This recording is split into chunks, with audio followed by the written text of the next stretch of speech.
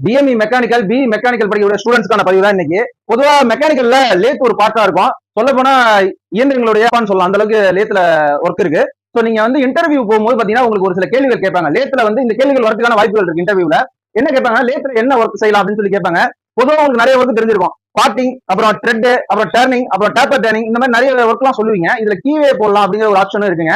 கீவே போடுறதுனால நிறைய பேர் என்ன பண்ணுவீங்க அப்படின்னா, இந்த மில்லிங் கட்டரை வந்து பாத்தீங்கன்னா செக்ல புடிச்சிக்கிட்டு டூல் போஸ்ட்ல ஜாப், அதாவது ஷாப்ட புடிச்சு நம்ம வந்து கீவே போடலாம் அப்படிங்கறத பாத்திருப்பீங்க.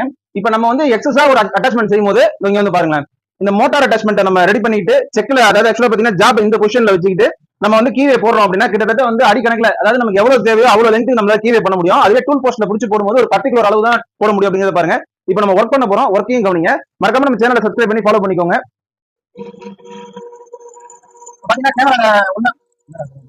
இப்ப பாத்தீங்கன்னா நம்ம வந்து கீவே வந்து போட்டாச்சுங்க. இது வந்து 4 புது கீவே வாங்க போயிருக்காங்க. நம்மள்ட்ட இருக்க கீவே வந்து இதுல வந்து நம்ம